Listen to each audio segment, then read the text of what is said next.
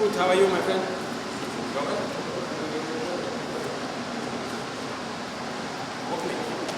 Habari.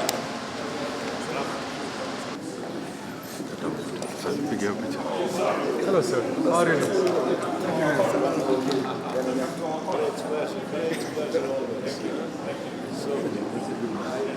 Musa, how are you, boss? Very good. Yes. Very good. Good job, man.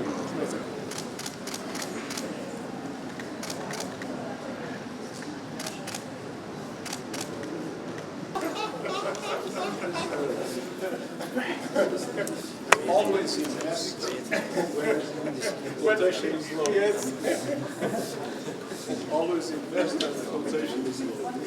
Excuse me.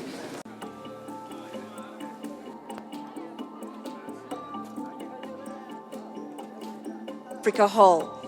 Today we are gathered not just as representatives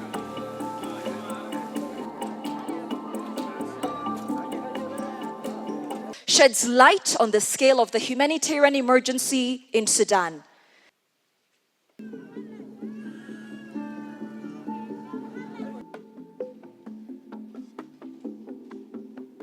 First, invite His Excellency Dr. Abiy Ahmed, Prime Minister of the Federal Democratic. Your Excellency Dr. William Ruto, President of the Republic of Kenya, Your Excellency Antonio Guterres, Secretary General of the United Nations. My honor to invite His Excellency Dr. William Samoei Ruto, President of the Republic of Kenya, to deliver his remarks.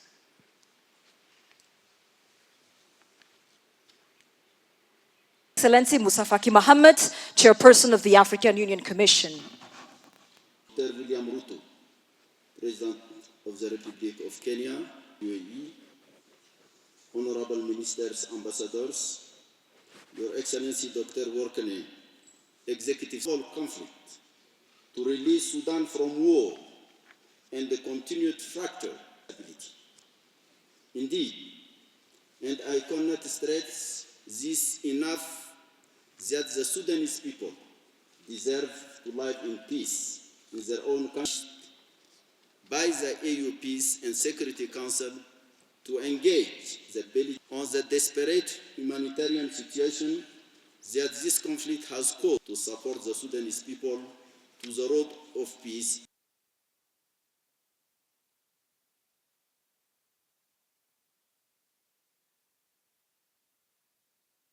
At the Humanitarian Pledging Conference for Sudan held in Paris in April 2024, Kenya pledged $1 million to support humanitarian efforts in Sudan.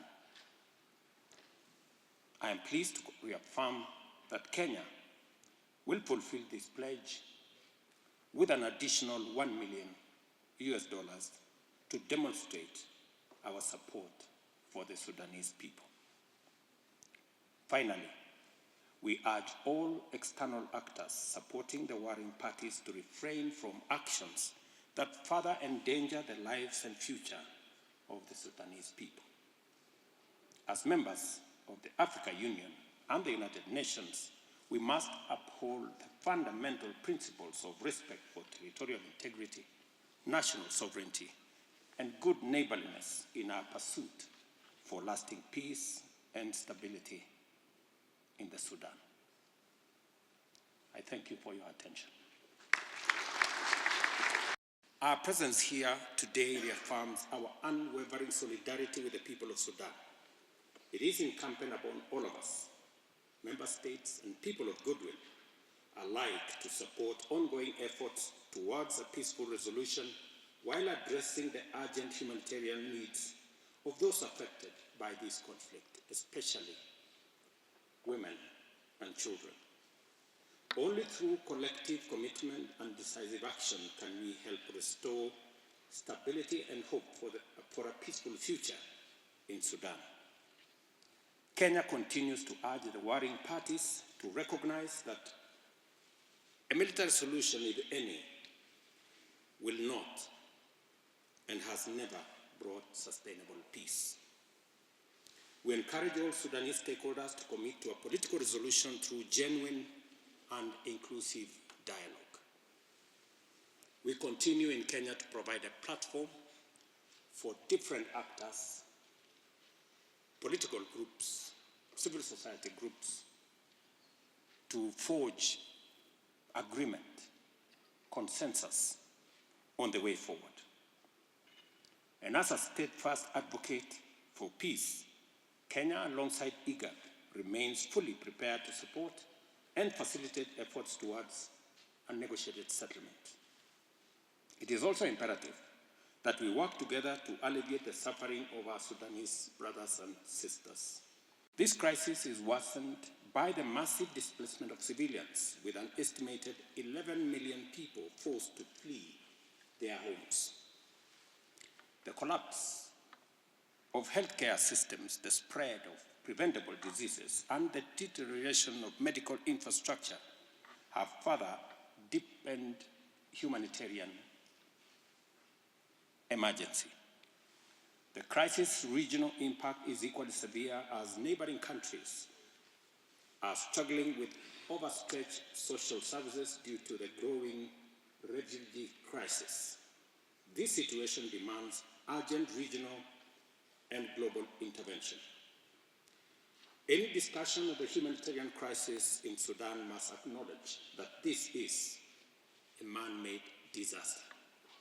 It is deeply regrettable that the dire humanitarian situation in Sudan stems from a political crisis that has escalated into prolonged and senseless armed conflict. The obstruction of humanitarian access by parties to the conflict is simply unacceptable. We call upon all involved to facilitate unrestricted access for humanitarian convoys and healthcare workers, and to allow the resumption of agricultural activity in areas under their control. This crisis is not just Sudanese. It is a regional and a global concern, impacting lives, livelihoods, and stability across the Horn of Africa and beyond. Global solidarity is essential to ensure the Sudanese people receive food, clean water, basic health care, including vaccines and medicines, and protection against violence.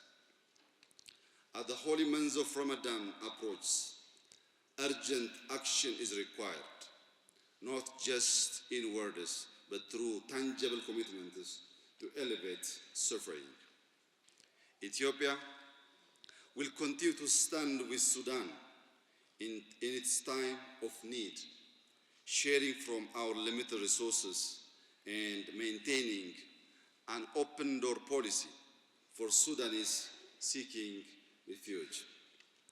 We urge donors, international organizations, and the private sector to increase their contributions and help bridge the severe resource gap faced by humanitarian actors. Despite our own challenges, we firmly believe that a neighbor in need is a neighbor indeed. Therefore, Ethiopia pledges a modest contribution of 15 million USD in solidarity with the people of the Sudan. Beyond this immediate assistance, the crisis demands an urgent political solution, as peace is a foundation for lasting recovery. We call upon all stakeholders to intensify efforts toward dialogue and a peaceful resolution. I urge all Sudanese stakeholders to choose peace and guide their nation toward unity and prosperity. Ethiopia fully supports a Sudanese-led, Sudanese-owned, and inclusive peace process. We also endorse the African Union Commission and the UN Secretary General's efforts to streamline initiatives and establish a single, effective platform for peace in Sudan. The UAE has provided over $400 million to support the Sudanese people in Sudan and neighboring countries who have so generously welcomed Sudanese refugees. Today, we reaffirm our commitment to the people of Sudan by announcing an additional $200 million in humanitarian funding. This support reflects our unwavering solidarity since the last decade alone. We have stood by our brothers and sisters in Sudan with $3.5 billion over the past years. Excellencies, we all agree that the Sudanese people have the right that must be upheld. They have the right to be safe. They have the right to food. They have the right to the basics of life: medical care, clean water, and shelter. These rights cannot be politicized, nor should they be challenged in bureaucratic processes or mechanisms. This platform underscores how important it is for the international community to intensify its efforts to ensure that humanitarian assistance is able to reach those in need. It is essential to highlight that no entity should have the right to abruptly challenge life-saving humanitarian assistance, and all parties must abide by their obligations under international humanitarian law. We reiterate our call on parties to the conflict to immediately guarantee safe and unhindered humanitarian access throughout Sudan, to protect aid workers and humanitarian facilities, and to cease attacks on humanitarian operations. The urgency of this moment cannot be overstated. The UAE stands firm in its support of the Sudanese people. I thank you.